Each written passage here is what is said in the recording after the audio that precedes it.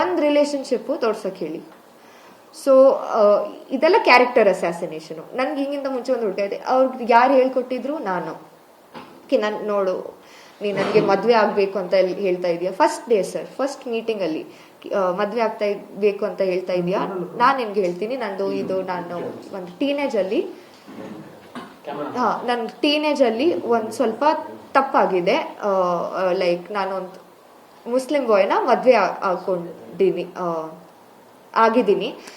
ಅದಾದ್ಮೇಲೆ ಏನಾಯ್ತು, ಅವ್ರು ನನ್ನ ಕನ್ವರ್ಟ್ ಮಾಡಕ್ ಹೇಳಿದ್ರು. ಬಟ್ ನನ್ಗೆ ಆಬ್ವಿಯಸ್ಲಿ ಯಾಕೆ ಕನ್ವರ್ಟ್ ಮಾಡಬೇಕು, ಲವ್ ಅಂದ್ರೆ ಯಾವ ತರ ಇದೆಯಾ ಆ ತರ ಅಕ್ಸೆಪ್ಟ್ ಮಾಡಬೇಕು ಅಂತ ನಾನು ಅವರು ಮ್ಯೂಚುವಲ್ ಕನ್ಸೆಂಟ್ ಅಲ್ಲಿ ಡಿವೋರ್ಸ್ ತಗೊಂಡಿದ್ದೀನಿ. ಎಲ್ಲ ಓ ಆತರ ಎಲ್ಲ ಆಯ್ತಾ ನಿನ್ ಜೊತೆ, ನಾನು ತುಂಬಾ ಬ್ಯಾಜ್ರ ಇದೆ, ನಾನ್ ನಿನ್ನ ನೋಡ್ಕೊಂತೀನಿ ಅಂತ.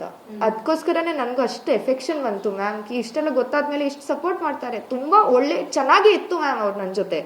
ಸ್ಟಾರ್ಟಿಂಗ್ ಡೇಸ್ನೆಲ್ಲ ನಾನು ನಿನ್ಗೊಂದು ಮಾತು ಹೇಳ್ತೀನಿ, ತುಂಬಾ ಒಳ್ಳೆ ಮನುಷ್ಯತೆ, ತುಂಬಾ ಚೆನ್ನಾಗಿತ್ತು. ನನಗೆ ಓವರ್ ಡೌಟು ಇದಿಲ್ಲ, ಏನು ಇದಿಲ್ಲ. ಬಿಕಾಸ್ 3 months ನನ್ನ ಜೊತೆನೆ ಇತ್ತು. ಬೇರೆ ಹುಡುಗಿನೂ ಇತ್ತು ಅವ್ರ ಲೈಫಲ್ಲಿ, ಅವ್ರ ಮನೆಯಲ್ಲೇ ಇತ್ತು, ಅವ್ರ ಫ್ಲಾಟ್ ಅಲ್ಲಿ ಇತ್ತು, ಬಟ್ ನನ್ನ ಜೊತೆನೆ ಇತ್ತು. ಸೊ ನನ್ಗೆ ಡೌಟ್ ಬಂದಿಲ್ಲ. The day she called me, ಆ ಡೇ ನನ್ಗೆ ರಿಯಲೈಸ್ ಆಯ್ತು ಕ್ಯೂ ಇದೆಲ್ಲ ಏನಂತ.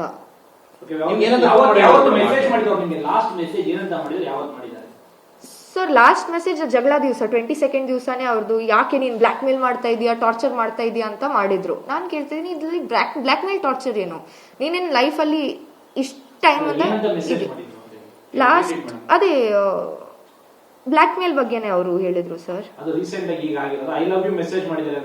ಅದು 19th ರಾತ್ರಿ ಅವ್ರ ಆಕ್ಷನ್ ಎಸ್ ಸರ್. ಇರಿ ನಾನು ಆಕ್ಷನ್ ನನ್ಗೆ ರೀಡ್ ಮಾಡ್ತೀನಿ.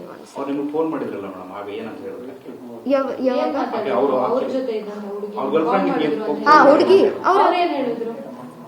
ದಟ್ ಅವ್ರಿಗೂ ಶಾಕು. ಅವ್ರದ್ದು ಲೈಫ್ 4 years ಅವ್ರ ಜೊತೆನೆ ಇತ್ತು. ಅವರು ಒಂದು ನನ್ನ ಕಮ್ಯುನಿಟಿ ಹುಡುಗಿನೇ, ಅವ್ರಿಗೂ ಆಗಿದೆ ಶಿಟ್ ನನ್ನ ಬಗ್ಗೆ. ನಾನು ಎಲ್ಲ ಫುಲ್ ಊರಿಗೆ ಗೊತ್ತಿದ್ದು ನಾನು ಇವ್ರ ಜೊತೆ ಇದ್ದೀನಿ ಅಂತ. ಸೊ ನನ್ಗೆ ಶಾಕ್ ಇದೆ. ಮತ್ತೆ ಅವ್ರು ನನ್ಗೆ ಹೇಳ್ಕೊಟ್ಟಿದ್ರು ಅವ್ರಿಗೆ ತುಂಬಾ ಲೋನ್ಸ್ ಇದೆ. ಅವ್ರಿಗೆ ನನ್ಗೆ ಆವಾಗ ಗೊತ್ತಿದ್ದಿಲ್ಲ.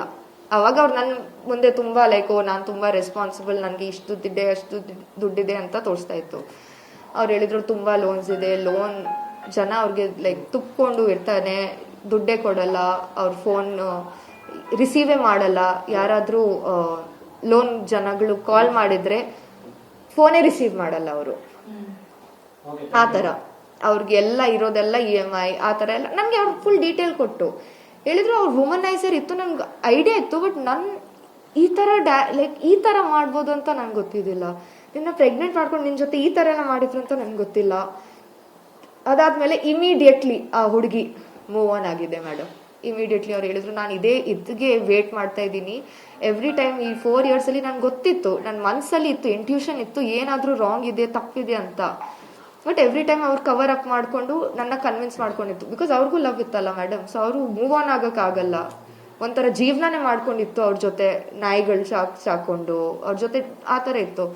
ಮತ್ತೆ ಅವ್ರಿಗೆ ರಿಯಲೈಸ್ ಆದ್ಮೇಲೆ ಅವರು ಪಟ್ ಅಂತ ಮೂವ್ ಆನ್ ಆಗಿದೆ. ನಾನು ಅವ್ರ ಜೊತೆ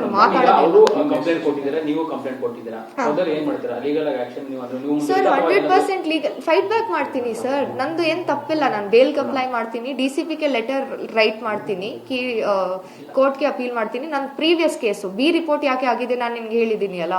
ಅವ್ರು ಬಂದು ಯಾಕೆ ನೀನು ಸೊಸೈಟಿ ಪ್ರೆಷರ್, ನಾನು ಅವಾಗ ನನ್ನ ಅಮ್ಮ ಅಪ್ಪಗೆ ಹೇಳಿಲ್ಲ ಈ ಅಬಾರ್ಷನ್ ಬಗ್ಗೆ. ಸೊ ಸ್ವಲ್ಪ ಶೇಮ್ ಇತ್ತು, ಓ ಶಿಟ್ ಈ ತರ ಆಗೋದು. ಆ ಟೈಮಲ್ಲಿಯೂ ನ್ಯೂಸ್ ಚಾನೆಲ್ ಅವರೆಲ್ಲ ನನ್ ಕಾಂಟ್ಯಾಕ್ಟ್ ಮಾಡಿದ್ದು, ನನಗೆ ಸ್ವಲ್ಪ ಗಾಬರಿ ಆಯ್ತು ಸರ್. ಅವ್ರು ನನ್ಗೆ ಹೇಳಿದ್ರು ನಿನ್ಗೆ ಯಾಕೆ ಇದೆಲ್ಲ ಬೇಕು ಬಿಡೋ.